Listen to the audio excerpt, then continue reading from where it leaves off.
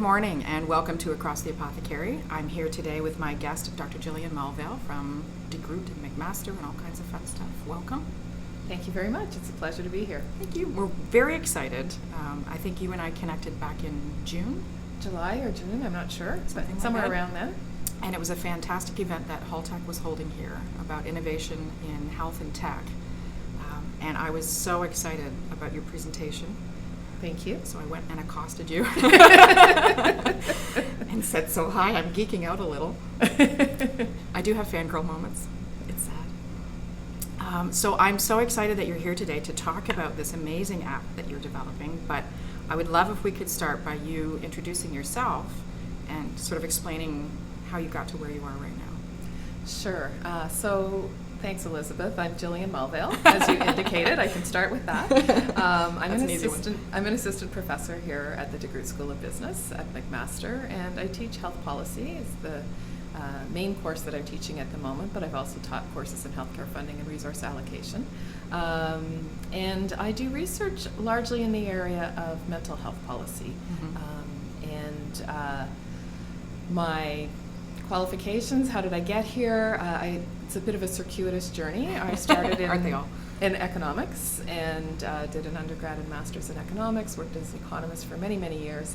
And then I had children. And little monkeys. As often happens, life takes some twists and turns, and became very interested in mental health and the mental health care system.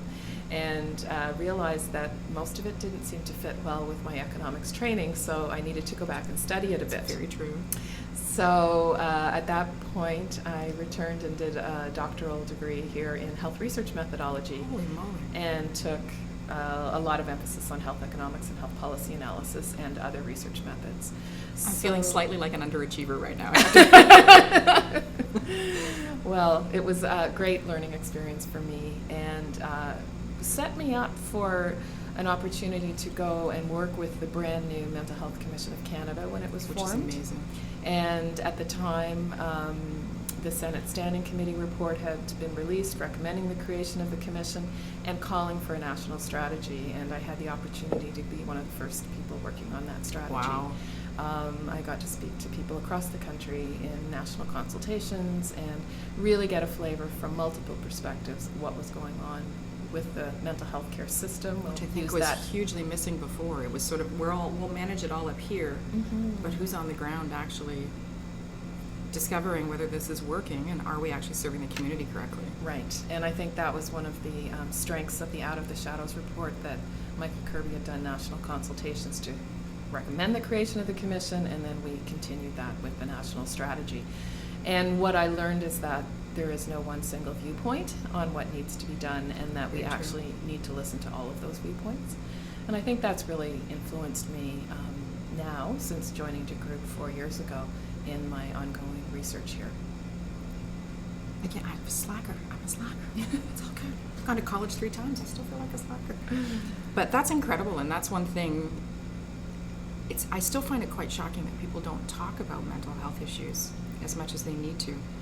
And I was fortunate to volunteer at a recent event called Health Achieve, and Howie Mandel was there discussing his issues. And unfortunately, there was a glitch with staffing with the event that I was helping at, and I wasn't able to see it, but I thought, wow, if anybody's been a champion for putting a face to it and saying, you know what, we all have struggles, we all have things, it touches your life in one way or another, and ignoring it doesn't make it okay.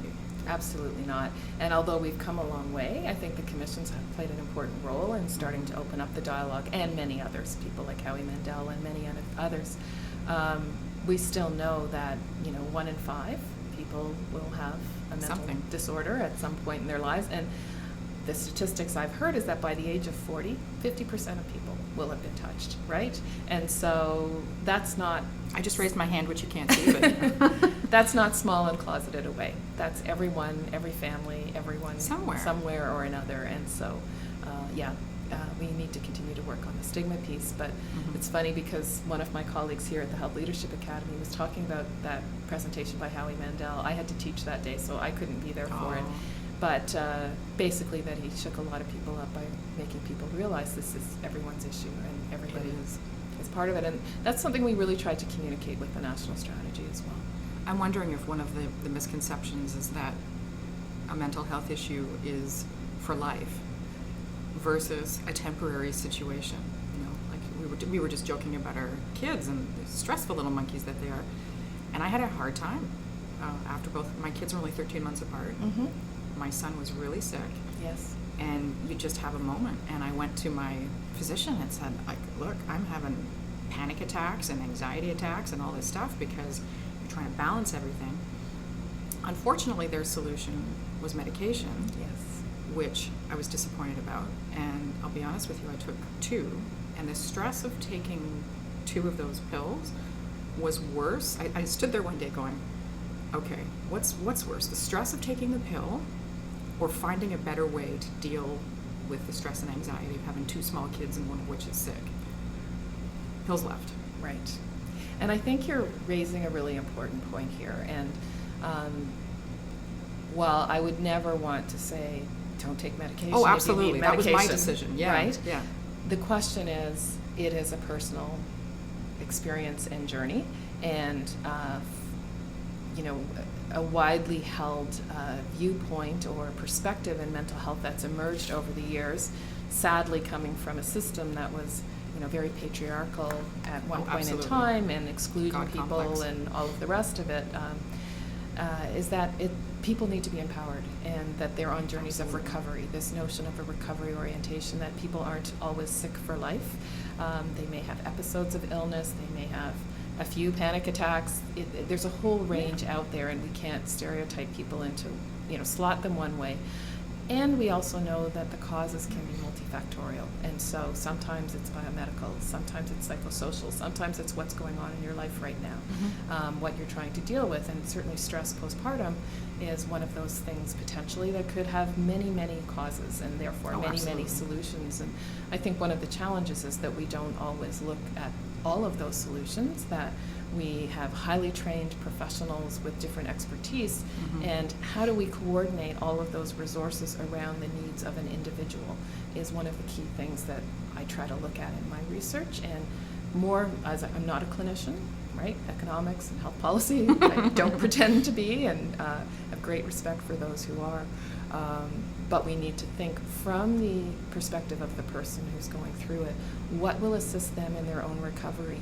And when we use that term recovery, we're speaking about recovery of a meaningful life. It doesn't always mean the exact same thing as clinical recovery. Not to say people won't get better, they will, but it may not be, just as a person with diabetes may still have the underlying condition and yet be able to go out and live a meaningful life. Absolutely. We want to ensure that the stigma of mental illness and the side effects of treatment or self-stigma that can result from that doesn't keep people from, being socially engaged and living the best life they can lead. And that's a recovery orientation. Well, they start to think that they have a red dot on their forehead and everybody can see it. Yeah. And the flip side of that is I share, and we've talked about this before, I think, my son is autistic.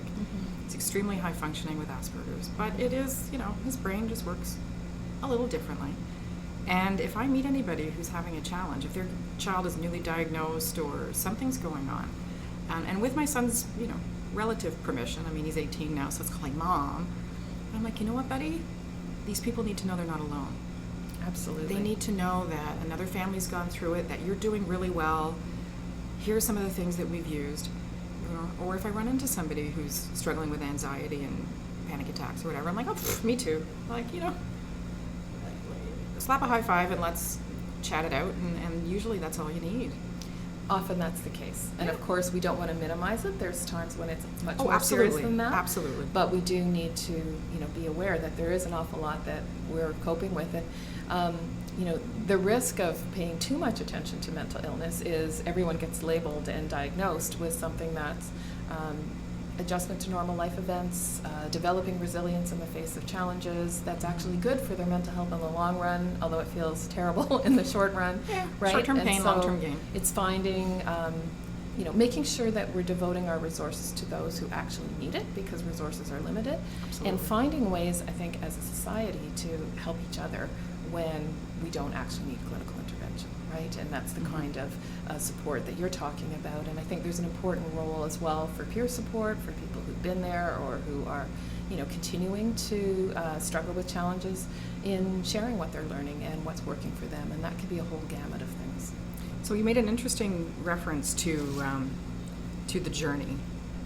And one of the main reason that we're here today is during the Hall Tech event, you are creating a tool to make that journey for those in the mental health system. And again, short-term, long-term, temporary condition, long-term condition.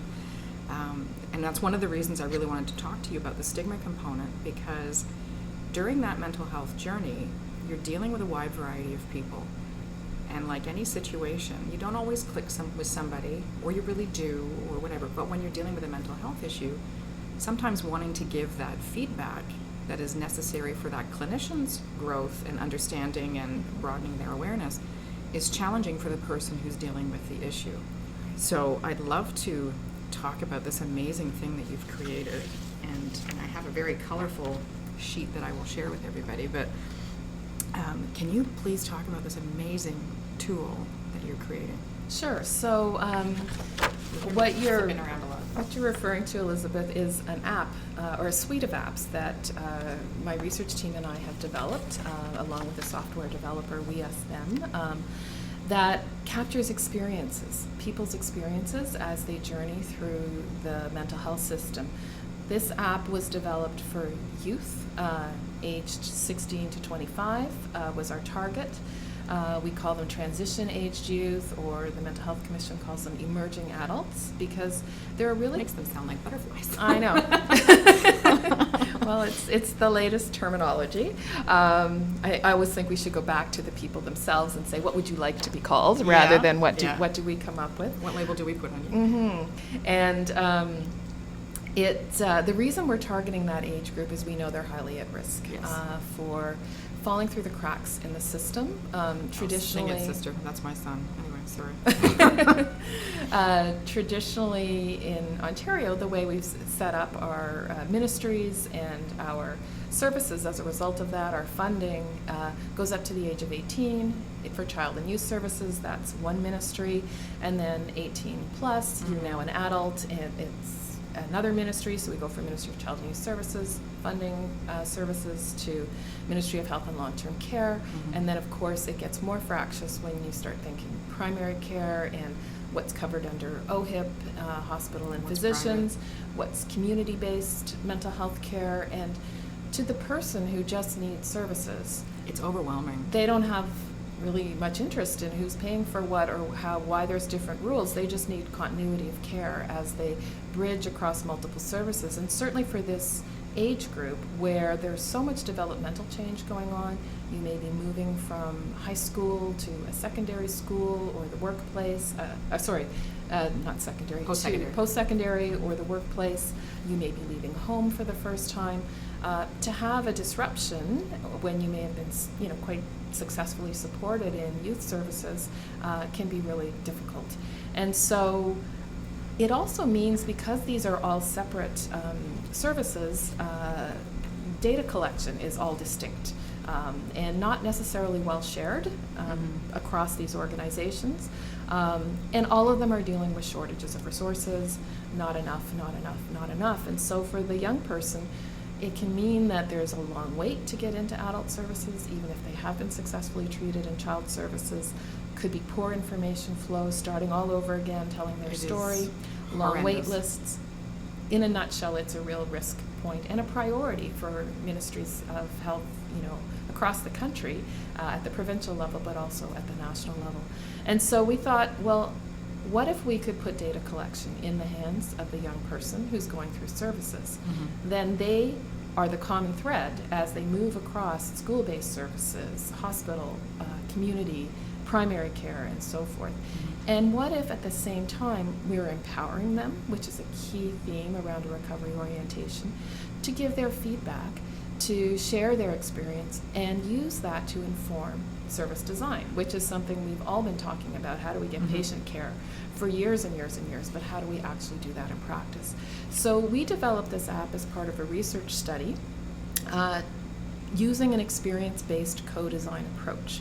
And that approach says we need to use experiences of the people using services and their family members, their experiences, and their service provider experiences, and look at all three of those together in order to come up with service design that's going to work from all three perspectives. So for me, that really echoed my experience in the consultations with the Mental Health Commission that I spoke about earlier. We need this to work from all three perspectives, yeah. and perhaps even more, certainly policymakers as well. But currently, that's not the key theme of this approach. We'll certainly be sharing that subsequent. So in the design of the app, we said, okay, youth love their smartphones. They're very comfortable sharing information there. Mm-hmm. If we can set this up in a private way that is, respectful of their confidentiality and so forth, meets all of our ethical principles, here we have an opportunity where they may be more comfortable sharing. Absolutely. Rather than sitting down and talking to someone like me. I mean, heck, they Snapchat, and I do social media, so I say this respectfully, but I think that one step removal from providing that feedback, sitting down from the clinician or the counselor or what have you, with whom you have a trusting relationship, and having to potentially say, you know what, you actually made me feel bad. Right. We didn't have a great time here. That would be a huge thing to overcome. And I think a barrier that most youth would just choose to say whatever they think that person wants to hear.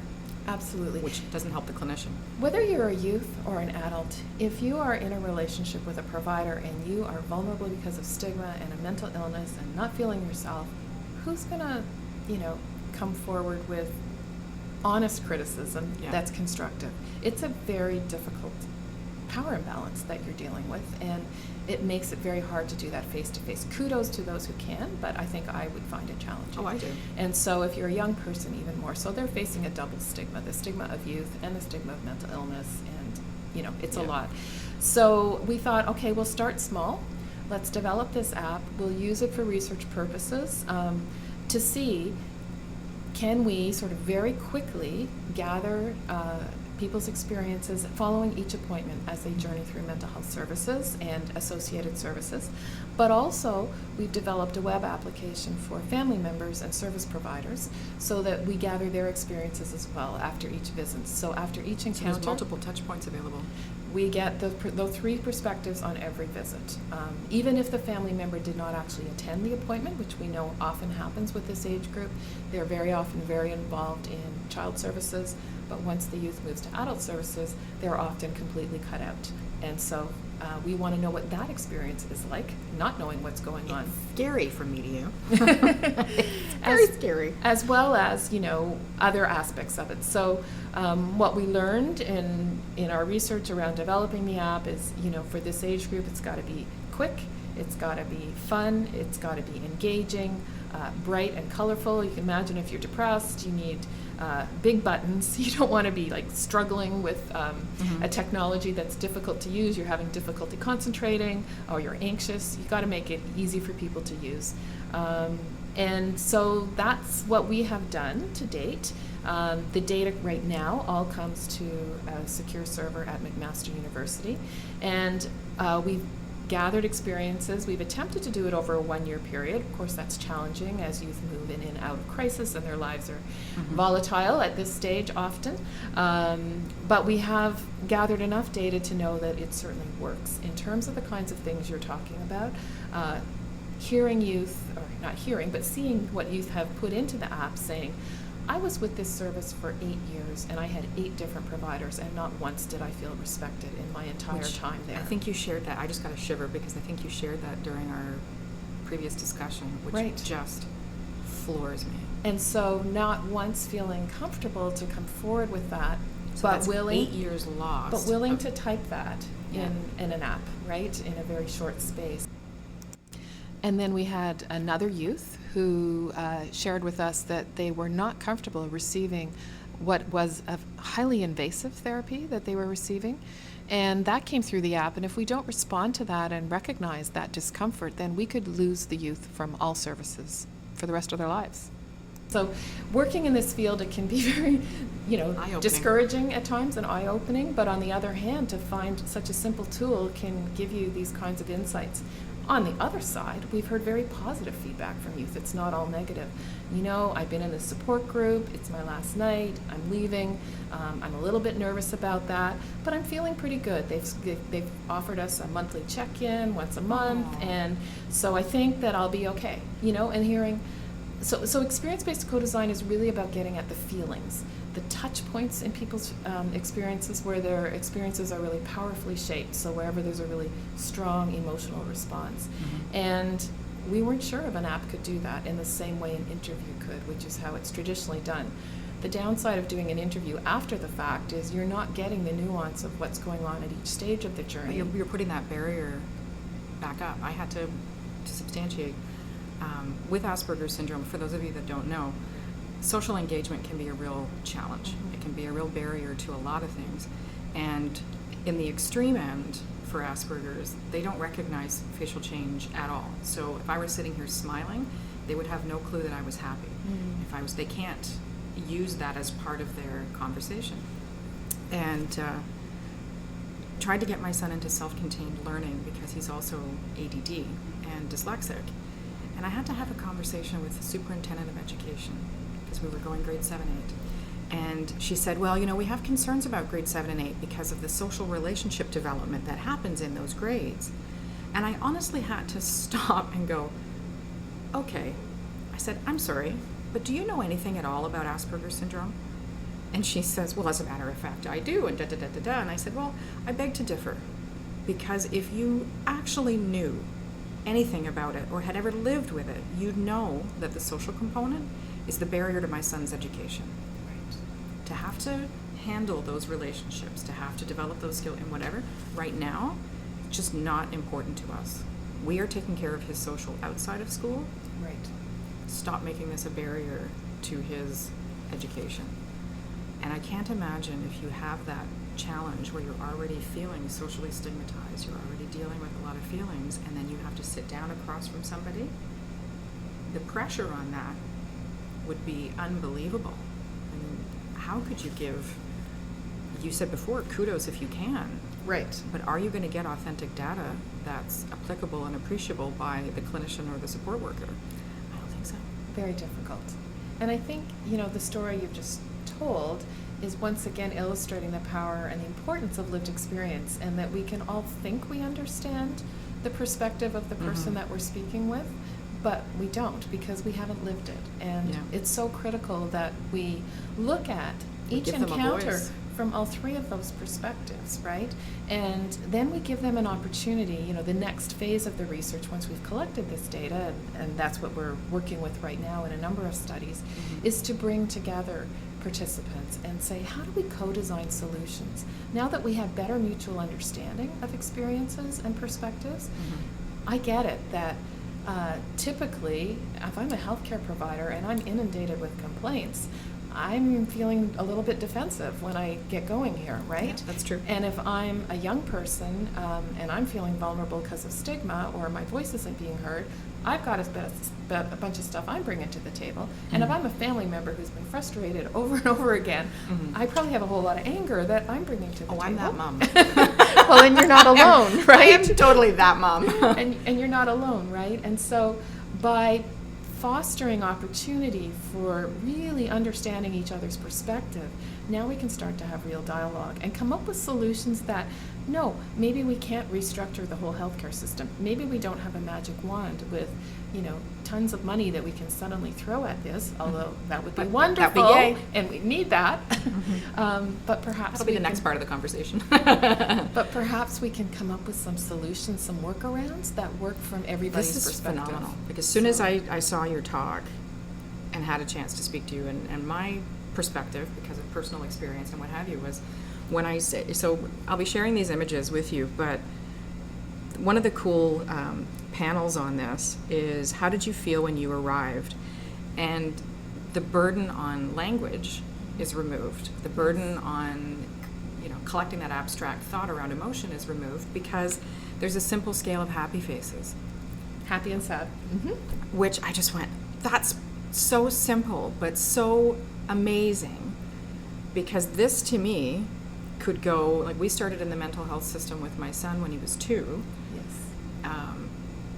7 was around the crucial, okay, this is what's going on phase. And he had a real challenge telling us about how he was feeling about things, because he's much, much better now. This would have been incredible to put that in front of a 7-year-old, read the thing to them, but then let them choose. Right. And from that age, even if it's ever possible, to start empowering them so young, I was blown away. Like, it's such an amazing idea. I think it is because, as you say, particularly for a younger child, as I said, we designed this for older, from 16 to 25, but I mean, the basic premise here can be modified, right? The design can be modified to the age group and tablet all of that. or... And, we started with an incredibly low budget. Great thanks to the Ministry of Ministry. Research and Innovation for funding this as an Ontario Early Researcher Award, but it didn't pay for software development. That award is really geared toward supporting graduate students as a learning opportunity for them as the research is ongoing, and my team has benefited tremendously from that. But we did have a very small budget for actual software design. There's so much more that could be added to this. Oh my gosh, There's no yeah. voice recording option here, which there could be for younger children to just speak into it, for example. Photo voice, where people can take images and upload those about their wow. experiences, could be very powerful. Again, we didn't have it in this version of the app. But depending on, and I think there's such tremendous potential for the future to use this not just as right now research data coming to us to analyze and move forward, but for ongoing quality improvement in the system. If this was being shared with the healthcare provider, they can adapt on the fly, right? Exactly. And it could go into accountability mechanisms, right? How are we performing? Where do we need to look at what we're doing and what's working well and what isn't? And give service providers a voice in that as well, right? They're part of that improvement process, and families. So you're looking for allied health professionals as well as clinicians, and so a broader spectrum. Yes, well, certainly it can be broadened. As I say, right now, there is no restriction on the type of health care provider. So we are using this right now in multiple organizations, from hospitals to community-based mental health services, large and small. And it's only a small number, a small sample right now of people who are using it, but it's meant to be very neutral so that you don't have to be at a particular stage of the journey where you use this. The language is not meant to imply that you're right now in child services or adult services. It's just meant to be very neutral. What is your experience of, it looks at each appointment as you arrive, your relationship with the provider, information sharing, family involvement. There's just several key domains, continuity of care, that we tap into in a very brief 11 screens, and that's the key thing about using an app. You can't make it long. It's not like a long questionnaire. So it has some disadvantages compared with a qualitative interview where you can go into more depth. But balancing You said there was a that, desktop version as well, though, so maybe then the desktop version could become that longer. It could. The desktop version is really was just a funding restriction, and at the time we were trying to understand each user what they would like best. We felt the smartphone had to be the way to go with young people because of their use of that technology. This is iPhone and Android? It is. And then for family member and service provider, at the time we were told some family members are more comfortable with the computer than with the phone, and we felt that service providers would have access at work, and that would probably makes sense to have cross-platform. Yeah, and so as I say, there's lots of flexibility on how it could be formulated. That's how it is right now. And I could be wrong, so please tell me if I'm wrong, but I think the last time we spoke, you also mentioned that once this starts moving forward, it could be also branded to the particular healthcare. Well, certainly in some of the organizations I've spoken to are very interested in the app and applying it. It could indeed be something that becomes a signature feature. We care about our patients, we care about their experiences, and we're here interested to make it easy as possible. to make it as easy as possible. And this is one of our distinguishing characteristics, is that we want to engage you on an ongoing basis. We've lowered the barrier to entry on that kind of thing. So one of the other things that we talked about, honestly, if you have a moment, I'm going to try and share as much as we're allowed and can, image-wise, with you so that you can see what's going on here. So as Dr. Mulvale mentioned, there is a need in the future plans for funding. There is a need for partners on this. There is an ongoing need to have healthcare providers in the mental health industry, I hate to use the word industry, but in the mental health industry, so that you can continue, as you said, it called it experiential co-design. Experience-based co-design. This is meant to be for you. This is meant to be, and by you, I mean the audience here. It is meant to make your job easier. It is meant to make your patients happier, your clients happier. It is meant to provide the best service possible, and it can't happen unless there are people. I mean, I'm starting to sound like one of those PBS pick up the phone things. Please don't. Yeah, but that's not the goal. But I mean, from a personal perspective, I don't approach people to interview them unless I see the value in it. Thank you. It's the only way I can put it. So I might sound like a PBS infomercial right now, but it's because I'm very enthusiastic about trying to find people to help make this happen. I've been through this system. I've been through this with my son. And it breaks your heart to watch your kid not be able to get what they need.